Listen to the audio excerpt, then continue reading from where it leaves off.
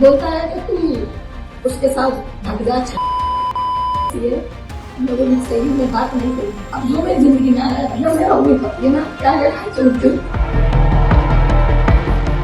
कहते हैं ना, इश्क का जुनून जब सिर चढ़कर बोलता है तो इंसान सही गलत नहीं देख पाता। उत्तर प्रदेश के अलीगढ़ के सपना और राहुल ने ये बात बिल्कुल सच कर दिखाई।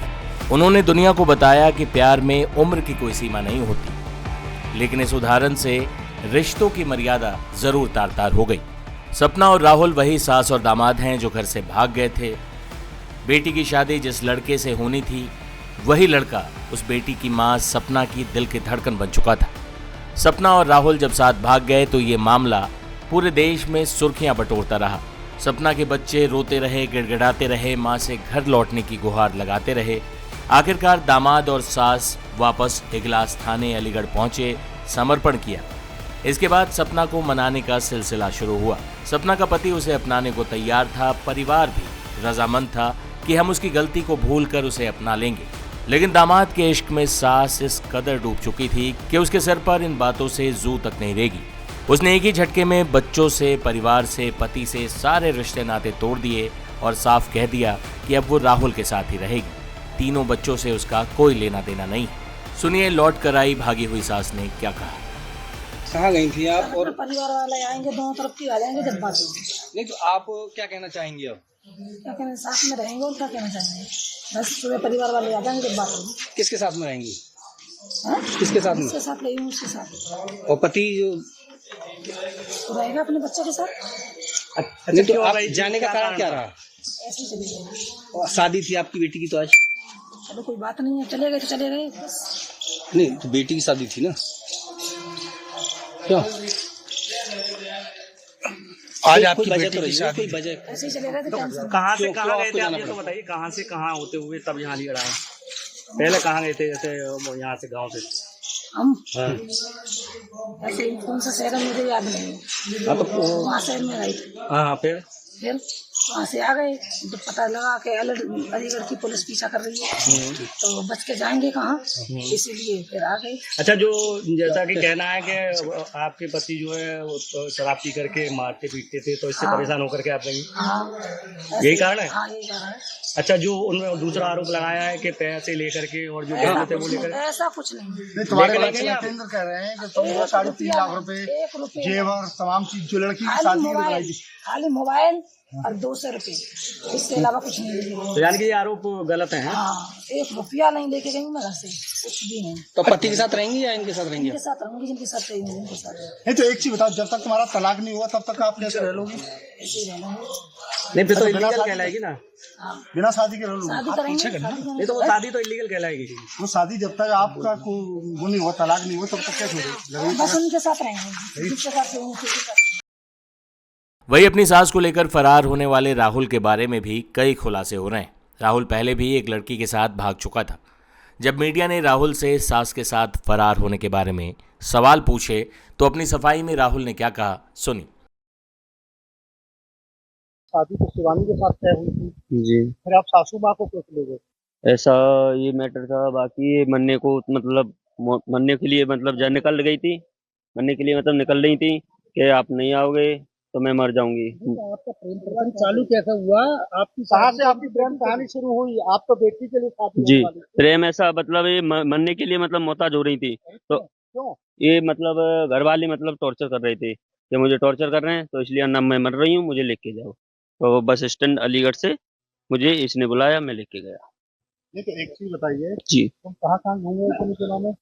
मुजफ्फरपुर। ये यहाँ से अलीगढ़ से हम जब चालू हुए थे तो लखनऊ से सीधे मुजफ्फरपुर, फिर 7-8 को हम पहुंचे थे। फिर इसके बाद में हमें पता लगा कि अलीगढ़ से पुलिस हमें ढूंढने के लिए मतलब यहाँ से फरार हो गई। तो फिर मैं ला इससे अच्छा पहले हम सर के सामने उपस्थित हो जाएं, तो इसलिए फिर हम इसलिए जब हमें पता लगा तो इससे मतलब वो पहुंचे, हम आए हैं। राहुल, एक बात का फिर जी। जवाब दो आप। जी। आप बात को घुमाइए मत। जी जी मैं जानना चाह रहा हूँ कि जिस तरह से आप यहाँ से फरार हुए, कितने दिन कहाँ रुके, तुम्हारे बहनों को कब पकड़ा पुलिस ने, जी। क्या तुम्हें सूचना कैसे मिली, ये सारी बात बताइए डिटेल में। बहन को जैसे मैं तो उत्तराखंड जा रहा था कपड़े लेने के लिए, तो जब उसी समय इन्होंने कॉल किया कि मरने के लिए मैं जा रही हूँ, वरना मुझे लेने आओ। ना मैं मर जाऊंगी।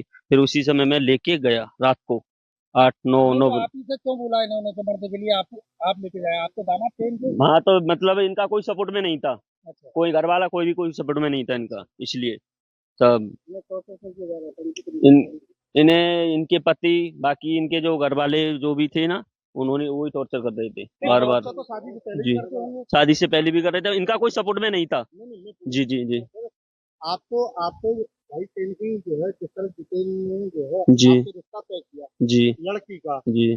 तो फिर आपकी नीयत सास पर क्यों खराब हुई? नियत नहीं है साथ में, मेरा कोई नियत खराब नहीं है।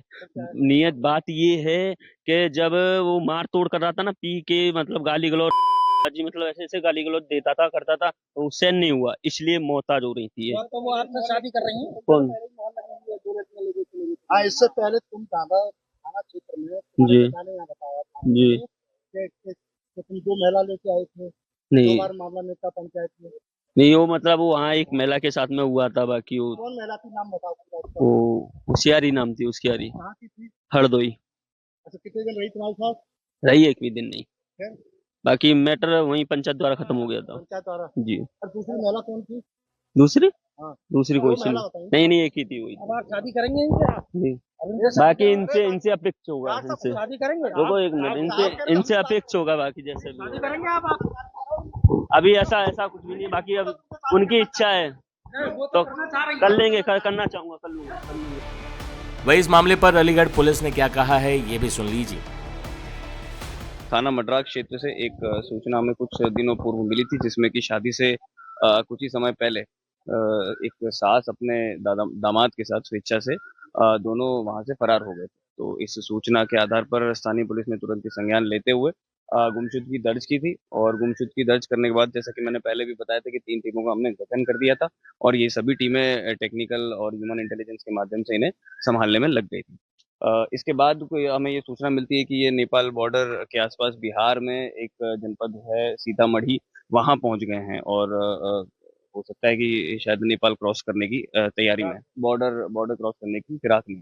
तो इसी सूचना पे जो है पुलिस ने, हमने यहाँ से अपनी टीम भी भेजी, और बिहार पुलिस ने भी हमारा अच्छा समर्थन और सहयोग करते हुए वहां से भी अपनी लोकल कोई यूनिट लगा के रेकी करवा के और दबिश हमारे माध्यम से करवाई।